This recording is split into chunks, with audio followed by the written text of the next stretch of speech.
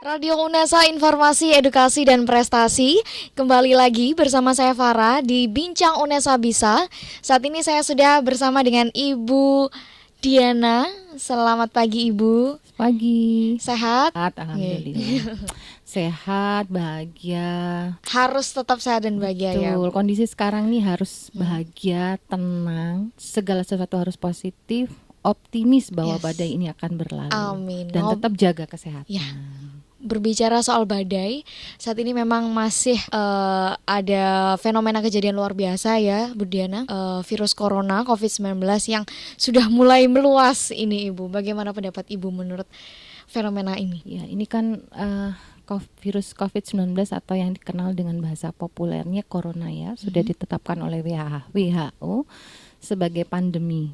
Nah, pandemi ini kan artinya menjadi masalah global dunia gitu ya. Jadi tidak hanya endemi di satu wilayah.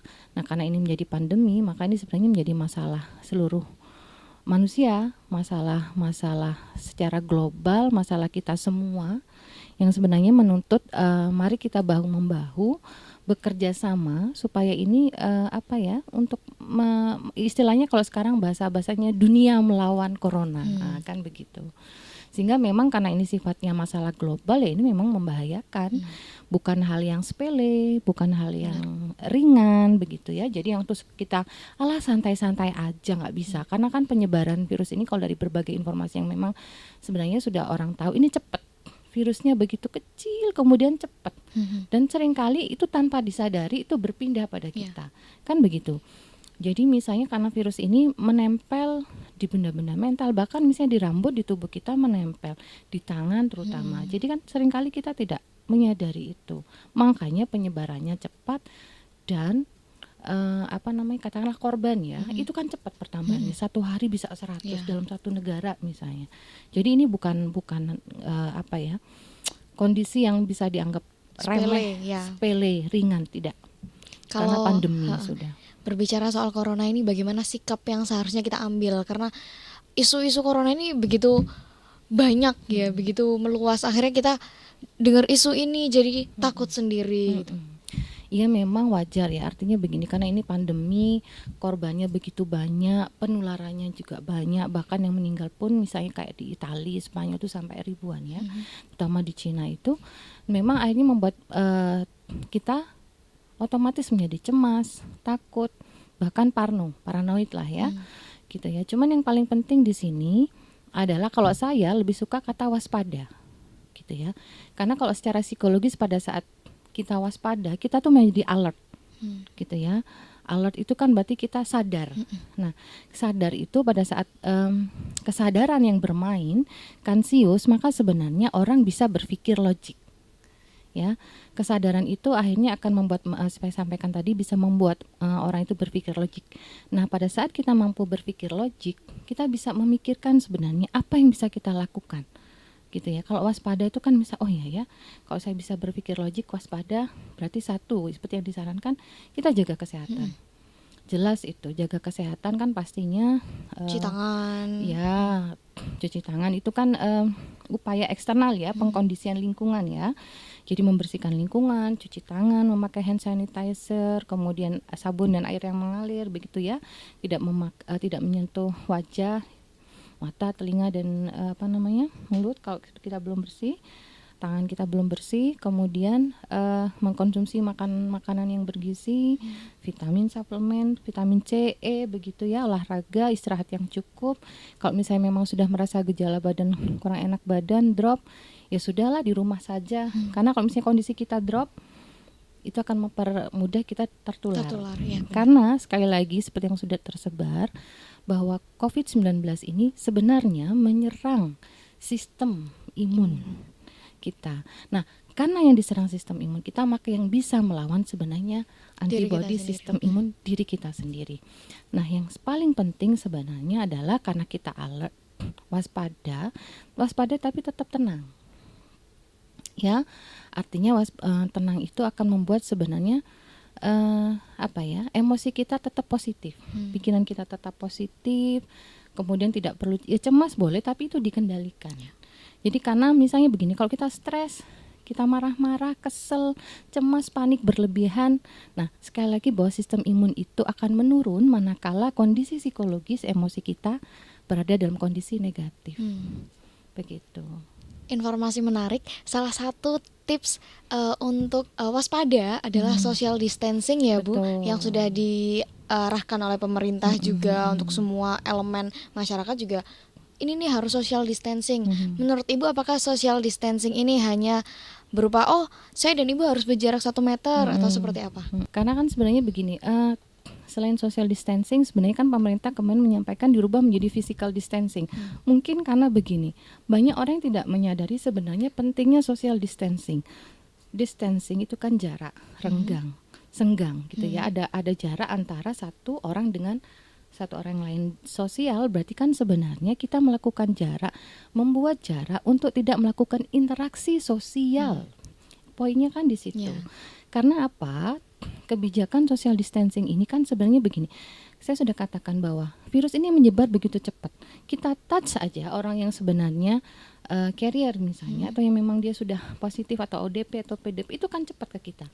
Sehingga makanya untuk sementara waktu kita memotong rantai penyebaran ini gitu loh, penyebaran virus ini gitu loh. Sehingga makanya untuk sementara memang social distancing ini kalau di berbagai negara itu efektif gitu loh. Makanya saya pikir memang terutama kalau orang-orang yang memang kebutuhan untuk afiliasi berinteraksi sosial tinggi ya, apalagi mahasiswa misalnya malam ngafe-ngafe, kumpul-kumpul ngerjakan tugas, aduh tahan yuk gitu ya. Karena yang kita bicarakan ini adalah kehidupan, kemanusiaan, ya artinya kehidupan orang lain, nggak hanya kita gitu loh. Masyarakat luas ya. Masyarakat luas karena ini pandemi. Jadi kita bukan bicara lagi ini, apalagi penyebarannya begitu cepat. Mari hargai diri kita sendiri, kehidupan diri kita sendiri, keluarga dan orang lain, kan begitu. Jadi kalau dalam istilah psikologi itu kendalikanlah itmu itu. Itu kan bicara orang maunya seneng tok, maunya dipuaskan, sak-sak tanpa berpikir. Kendalikanlah itu. Mari egomu dan super egomu itu diperkuat. Super ego itu kan kita bicara nilai moral ya. Jadi marilah kita selamatkan kehidupan ini.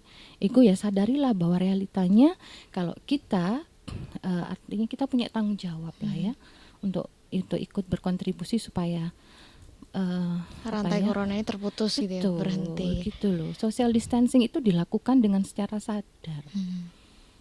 Gitu. Memang semua kembali ke diri kita sendiri. Ya. Kalau kita tidak mau ikut membantu berusaha dengan social distancing ini ya nggak akan selesai ya Bu Diana. Karena kan sebenarnya dengan medsos, info-info itu kan sebenarnya mudah diakses gitu ya. Kalau kita tidak menurunkan ego, ya Allah info itu abai segala macam ya. Tapi tolonglah kendalikan ego kita, kita kan begitu. Karena kalau misalnya mungkin sudah banyak viral ya. Jadi ada misalnya salah satu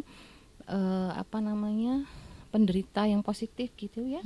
Dia mengatakan cerita gitu berbagi. Dulu saya meremehkan aturan social distancing. Dia tetap keluar segala macam. Tapi begitu dia positif, dia merasakan bahwa paru-parunya itu seperti ada beling. Dan sesak nafas itu seperti orang tenggelam dan dia tidak bisa berenang, berada di bawah air. Bayangkan bisa kalau kita situasi seperti itu gitu loh. Jadi ya mungkin kita merasa sehat, alah nggak mungkin, tapi kan kita nggak tahu pada saat kita keluar berinteraksi, kita menyentuh gagang pintu misalnya, kan bisa jadi orang yang sebelumnya carrier, kondisi kita lagi drop masuk deh ke kita, kan begitu. Terus kita pulang salim sama ibunya kena, ibunya ini sama adiknya, neneknya, aduh cepet sekali. Iya benar. Betul. Karena memang penularannya itu sangat cepat gitu ya, melalui apa aja bisa ya. Betul. Ya setelah ini kita akan bahas lebih lanjut. Tapi gesit ya. Kita akan bahas lebih lanjut mengenai corona dan bagaimana tips-tipsnya oleh Bu Diana setelah beberapa single yang satu ini. Radio UNESA, informasi, edukasi, dan prestasi. Masih bersama dengan Ibu Diana ya Ibu. Saat ini kalau kita melihat virus corona ini ya, banyak sekali pemberitaan tentang corona kayak gini gitu. Kadang itu bikin parno sendiri, bikin panik. Menurut Ibu bagaimana tipsnya menanggapi kepanikan ini? Kadang kan kalau misalnya kita panik, terus abis gitu kita akhirnya stres gitu, energi kita jadi negatif, akhirnya imun kita jadi rendah gitu. Bagaimana mengatasi situasi yang seperti ini? Oke, berarti sekarang yang dibidik bagaimana mengelola kondisi psikologis kita, begitu kan ya Mbak Ya. Farah ya? Nah, banyak sebenarnya kalau di psikologi itu teknik-teknik yang bisa digunakan ya. Cuman karena misalnya ini teknik-teknik sederhana saja. Nah, satu, bahwa pikiran yang perlu dipahami bahwa pikiran cemas, takut, stres itu kadang-kadang karena memang kita overthinking dan kemudian ada proses irrational belief dalam memaknai stresor. Sebenarnya COVID-19 Corona ini kan stresor buat kita semua. Stresor global lah ya. Karena semua orang kalau sudah ini ada stresor, yang namanya stresor itu akan membuat kita stres, terus kemudian mengganggu keseimbangan fisik dan psikologis kan begitu, yang namanya stresor membuat kita stres. Nah, sama saja sebenarnya pada saat kita punya stres, bagaimana mengelola stres itu, manajemen stres kan. Nah, satu misalnya karena kita terlalu overthinking, ada proses pemikiran-pemikiran yang tidak irasional dalam menyikapi ini gitu loh. Nah, sehingga panik, aduh saya nanti mudah terkena gini. Ya memang mudah, tapi sebagaimana logisnya bagaimana cara mengatasinya, mencegahnya kan begitu. Nah, mencegahnya kan seperti yang saya sampaikan tadi ya. Kemudian masukkan kata-kata, sugestikan kata-kata positif. Bahwa ini plus kalian kita misalnya melakukan proses afirmasi gitu ya. Insya Allah badai ini berlalu, saya optimis, saya sehat begitu ya.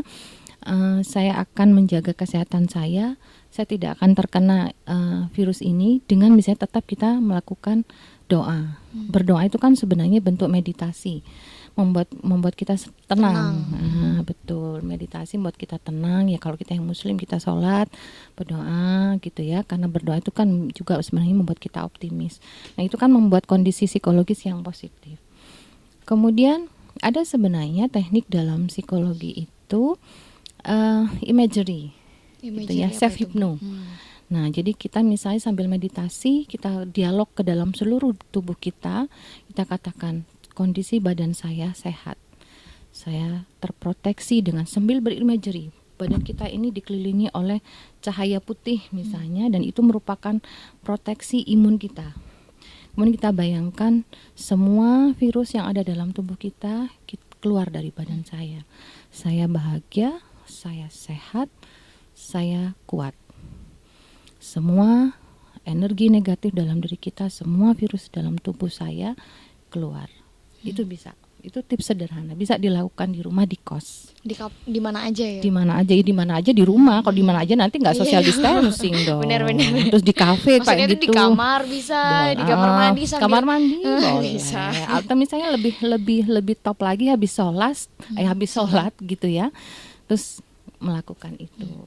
Mungkin nggak Bu, kalau misalnya kita sudah berusaha kayak gitu tapi nggak lama lihat berita lagi kita panik lagi gitu. Apa kita harus melakukan itu terus menerus atau? Ya memang seperti obat ya Mbak ya. Kita obat itu kan kadang-kadang kalau satu kali itu kan belum ampuh.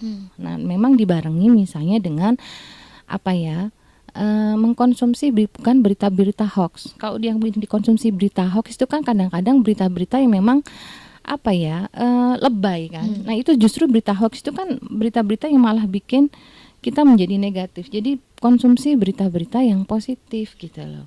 Itu juga ya. Jadi memang komunikasi juga dengan teman-teman yang memang sudah bisa mengendalikan emosinya, stresnya secara positif gitu loh. Ketika gini Bu, itu kan melalui media sosial ya.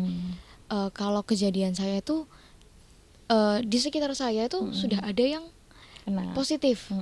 Akhirnya satu perumahan itu langsung bingung, kayak mau gimana akhirnya di rumah terus gak mau keluar, panik sendiri, di WA sampai gimana bu itu gimana sih Bu tanggapannya? Nah, kalau kayak gitu tuh kan cemas yang berlebihan, takut yang berlebihan ya, itu justru akan kembali lagi menurunkan imun kita.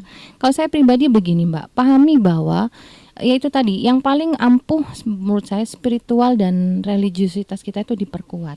Tetap kita melakukan ikhtiar, menjaga kesehatan dan segala macam yang seperti yang saya sampaikan di awal tadi, makan, social distancing, jaga kebersihan dan segala macam. Cuman yakinkan bahwa itu tadi, afirmasi positif, ya, dengan kita sehat segala macam, dan social distancing itu tadi. Karena misalnya kalau misalnya satu perumahan misalnya ada yang seperti itu, oke memang kita cemas, tapi kan logikanya kalau kita tidak kontak dengan dia kita kan Nggak aman. kena, iya, benar. Nah kembali lah Mas, tadi kita logik aja lah begitu loh. Karena kalau panik, cemas itu kan sebenarnya unlogical yang bermain banyak gitu loh.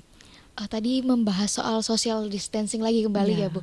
Kalau remaja kayak gini tuh masih suka nongkrong karena rasanya tuh berat di rumah nggak ngapa-ngapain gitu, bosan main Gabut-gabut HP. ya kalau Iya. istilah Jadi kita tuh kids butuh zaman now. sosialisasi gitu. Gimana Bu tanggapannya untuk social distancing pada anak-anak muda seperti saya gini misalnya?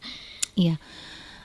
Kan begini, kemarin tuh ada pemikiran begini bahwa sebenarnya kalau di Indonesia itu generasi milenial kita itu kan sebenarnya secara demografi itu kan lebih tinggi dibanding misalnya yang usia-usia Lansia, yang antibodinya kan sudah lemah katakanlah. Cuman sehingga harapannya penularan itu artinya jumlah korban yang positif itu tidak banyak gitu. Tapi kalau misalnya kita yang masih muda-muda, generasi milenial yang dia tahan tubuhnya bagus, tetap tidak melakukan social distancing, mereka kan menjadi carrier. Iya. Dan nanti itu akan tanpa disadari menyebarkan di orang rumah, ponakan, tante, ibu, nenek dan segala macam. Toh sama aja akhirnya kita menjadi agent penular kan begitu. Nah, memang gabut. Iya. Iya toh kalau istilah zaman now tuh gabut kalau di rumah ya. Cuman kan gini loh. Ibaratnya kalau misalnya saya menganalogkan gini. Kalau kita puasa ya bagi yang muslim, puasa Ramadan kan cuma 1 bulan. Lah itu marino kene riyoyo. Kene ki poso saiki. Dipahamkan itu bahwa kita tuh puasa social distancing. Nah, pada saat kita social distancing banyaklah yang bisa kita lakukan. Hobi, kita punya hobi apa? Itu coba yuk kita gali lagi. Kita create kegiatan-kegiatan yang itu bisa membuat kita ibaratnya mengerjakan hobi kita. Terus kalau mau interaksi, ke zaman now kan pinter-pinter IT ya. Bisa Video call, Skype, Iya. di komunitasnya online bareng ngerumpi gitu kan. Terus bisa misalnya kita download film-film, nonton lah, nggak apa-apa lah ya. Ya memang kalau sekali-sekali misalnya mau beli makan atau apa ya, tapi nek kafe-kafe, kumpul-kumpul ayolah. Puasa dulu. Anggaplah ini puasa puasa Sosial berjarak gitu ya. ya. Karena gini Bu, kita sudah berusaha semaksimal mungkin untuk bisa social distancing. Tapi misalnya saudara kita yang satu rumah dengan kita itu masih suka main. Kita tuh bagaimana memberi pemahaman kepada misalnya adik ini, kamu tuh jangan main terus. Akhirnya kalau misalnya kita marah-marah, kembali lagi emosi lagi negatif gitu. Kontrolnya gimana? Berarti Apakah kan kita sebenarnya harus- lebih kepada cara memahamkan. Kalau misalnya adik kita yang masih SD, SMP, kita kasih pemahaman edukasi yang pas dengan bahasa mereka. Kayak misalnya gini nih Mbak, sekarang itu kan makanya teknologi medsos itu luar biasa. Kayak misalnya saya contoh real ya, konkret ya. Anak saya tuh kan lihat di YouTube. Nah itu ada anak kecil yang sudah corona ini nih lah ya, suruh nonton itu, kita cari download ini loh corona, itu kan bahasa anak kecil menjelaskan, tapi kita dampingi seperti itu. Terus kita ajak bermain, misalnya main bola. Itu memang sebenarnya positifnya itu memicu kreativitas kita ya, untuk create kegiatan. Terus misalnya kalau menjelaskan pada anak SD misalnya, ya misalnya dengan bermain boneka gitu ya. Terus mungkin dengan buku-buku, kan sekarang ada buku bisa di-download menjelaskan corona sesuai dengan konsep pemahaman anak-anak. Ya, banyak cara yang bisa kita lakukan. Intinya yuk kreativitas kita keluar untuk melawan corona. Kan Misalnya begitu. bisa main boneka dengan ini si A, ini si B, kita harus jaraknya segini gitu, bisa ya Bu ya. Bisa. Banyak Apalagi cara. kalau mahasiswa PAUD, itu sudah ahlinya. Mahasiswa PLS, sudah ahlinya. Kan Bener. begitu. Setelah ini kita bakalan Teknologi bahas pendidikan, yang ya. lebih menarik dari isu ini, fenomena ini bersama Ibu Dian.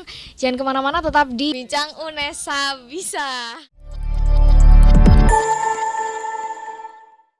Radio UNESA, informasi, edukasi, dan prestasi. Masih lagi dengan Bu Diana ya Ibu. Tadi Siap. sudah membahas social distancing. Ini Bu, satu pertanyaan menarik. Ini berdasarkan pengalaman pribadi ya Bu. Jadi bunda saya ini tuh masih suka nongkrong sama ibu-ibu di rumahnya ibu siapa gitu, masak bareng, makan bareng. kalau ditanyain itu, Bunda nggak boleh gini gini gini gitu, nggak apa-apa, kita tuh harus berhusnuzon sama Allah, kita harus positive thinking, kita nggak kena kok, kita sehat gitu. Itu gimana sih Bu pendapat Ibu? Nah, ini dikajinya dari berbagai aspek juga bisa ya. Satu hal, edukasi tentang bahaya corona itu memang perlu. Sampai misalnya pada segmen yang paling bawah tentunya dengan penyampaian kemudian dan konsep edukasi memang bisa dipahami menyentuh kalangan-kalangan seperti itu. Bahwa kadang-kadang kan orang itu menerima bahaya dari corona ini kan kadang-kadang sepotong-sepotong, mozaiknya enggak utuh gitu loh. Nah, itu makanya pentingnya yang intens gitu ya. Jadi dibombardir dengan informasi, tapi informasi yang bukan hoax loh ya. Gitu. Nah, sebenarnya yang Mbak Farah sebagai anak misalnya itu juga harus punya sebagai duta informasi edukasi tentang corona. Itu ya satu. Terus kemudian yang kedua, tadi kan bicara husnuzon. Kalau kita bicara konsep agama, spiritual religi, kalau saya begini Mbak, bahwa di agama itu kan diajari konsep ikhtiar. Kan begitu. Kalau misalnya kita cuma yakin mensugesti semua penyakit dari Gusti Allah, semua mati semua dari Gusti Allah. Iya memang, tapi kan Gusti Allah di Al-Qur'an tuh kan ada tuh ikhtiar gitu loh. Jadi sebenarnya ikhtiarmu dulu kamu tunjukkan. Gitu baru nanti ikhtiar ini akan hasil ini akan ikhtiar itu kan seperti proses toh. Proses kan perilaku gitu kan. Nah, bagi hasil ini akan mengikuti ikhtiarmu gitu loh. Nek kon gak ikhtiar toh. Nek kon gak ikhtiar ngomong yo aku sehat, yo gak mungkin kan, gak logis karena konsepnya Gusti Allah itu kan semuanya logis ya. Kalau ikhtiarmu itu hasilmu sesuai dengan ikhtiarmu kan ngono. Jadi ya sudah kumpul-kumpul aja, tapi ikhtiar kita untuk protek diri itu nggak ada.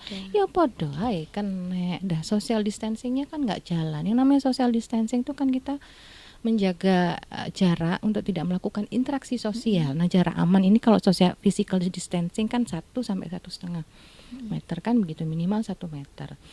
Terus yang ketiga begini, kalau dari tinjauan psikologi kan begini, itu kan masih sebatas kognisi gitu ya, emosi. Misalnya, saya yakin saya sehat, ya sudah, tidak akan terkena emosi ya, masih emosi ya. Tapi kan secara pemahaman mungkin dia masih belum utuh.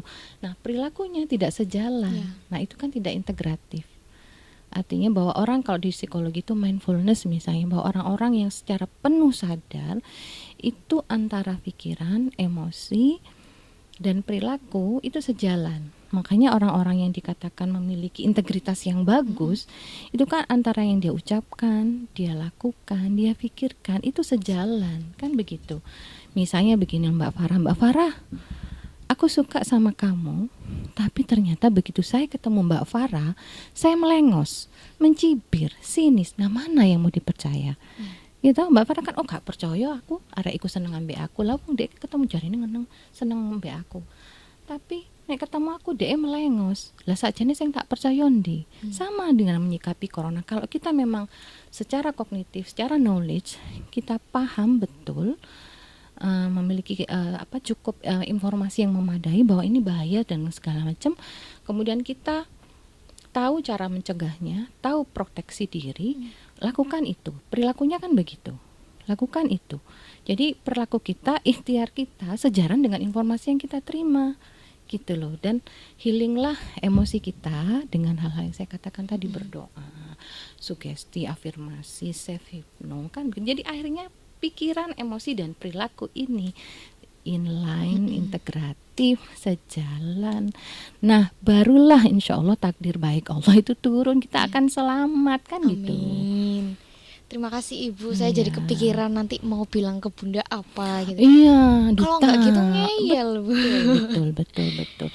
Mungkin bisa disampaikan begini Mbak Farah, bahwa korbannya begini. Nah, karena korban ini jatuh karena dia melakukan perilaku seperti ini kan. Kadang-kadang orang itu, apalagi mungkin ya kayak mak-mak gitu ya, mungkin dia baru bisa kok dikasih bukti nyata kan begitu, bahwa ini korban ini misalnya bukan suspek ya, yang pertama kali kena corona ini dulu ya, yang dikatakan 01, 02, 03 itu kan kena interaksi, gitu, tidak social distancing kan. Jadi bisa dikasih contoh-contoh konkret. Perilaku yang tidak edukatif lah, artinya perilaku yang sebenarnya tidak membuat kita terproteksi dari untuk memproteksi diri gitu ya dari wabah ini. Terima kasih loh Bu, saya jadi Iya. kepikiran. Ini Bu, soal virus COVID-19 ini, akhirnya UNESA kan membuat UCC ya, Ya, betul. UNESA Crisis Center, membahas soal UCC ini. Menurut Ibu ya, boleh dijelaskan lagi UCC itu sebenarnya apa sih Bu? UCC ini adalah UNESA Crisis Center yang dibentuk oleh Rektor UNESA, Prof. Nur Hasan MKes, gitu ya.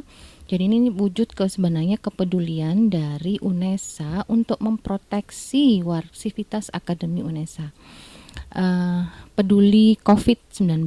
Jadi artinya di UNESA Crisis Center ini merupakan layanan yang diberikan oleh institusi UNESA untuk mengedukasi, kemudian memberikan informasi layanan secara medis, secara psikologis. Poinnya adalah sebenarnya kalau saya memahami intinya UNESA melawan corona. UNESA memproteksi sivitas akademika UNESA dari corona. Seperti bentuk kepedulian Bapak Rektor terhadap kondisi yang sekarang. Jadi aware, artinya juga mendukung program pemerintah dengan melindungi warga sivitas akademika UNESA. Mengenai UCC ini mungkin sistemnya bagaimana sih Bu ketika saya nih sebagai mahasiswa kos-kosan yang jauh dari siapa-siapa gitu kan, kita nggak bisa pulang kampung karena nggak boleh ketemu dengan halayak ramai gitu. Terus tiba-tiba saya merasa gak enak badan, merasa gejala-gejala yang seperti gejala COVID-19 ini gitu kan, akhirnya parno sendiri. Apa yang bisa saya lakukan sebagai mahasiswa dengan adanya UCC ini? Betul, UCC ada call center 24 jam. 24. Oke, salah satu di call center silakan mahasiswa menghubungi call center. Nah kebetulan ini sudah meluncur ya Mbak. Jadi tim medis itu membuat Google Form untuk tahu sebenarnya pemetaan kondisi kesehatan warga UNESA. Nah dari situ nanti kami bisa melakukan action yang itu dirasa perlu untuk penanganan dan pencegahan. Nah kalau untuk kondisi psikologisnya memang sedang paket-paket yang untuk self terapi, self healing, self hypno itu memang disiapkan. Sehingga langkah pertama kalau misalnya tidak bisa keluar karena social distancing, call center UCC dihubungi 24 jam insya Allah ready. Berarti UCC ini meriset dulu ya Bu di awal bagaimana kondisi masyarakat UNESA gitu ya, akhirnya baru bisa memutuskan salah satunya kita meriset secara kesehatan, secara medis dari kondisi warga UNESA. Nah setelah itu kalau misalnya memang sudah semuanya aman, ya memang kita ada tindakan-tindakan preventif, edukasi dan segala macam. Kalau boleh tahu UCC ini apakah khusus untuk warga UNESA atau mungkin di luar bisa Ibu? Khusus warga UNESA, tapi masyarakat umum bisa memanfaatkan call center itu karena yang ada di UCC ini adalah tim ahli gabungan dari seluruh fakultas yang ada di UNESA, gitu ya. Tim-tim ahli yang ada dari tim medis, tim psikologi. Kemudian semua elemen yang itu memang sebenarnya dibutuhkan untuk melawan corona.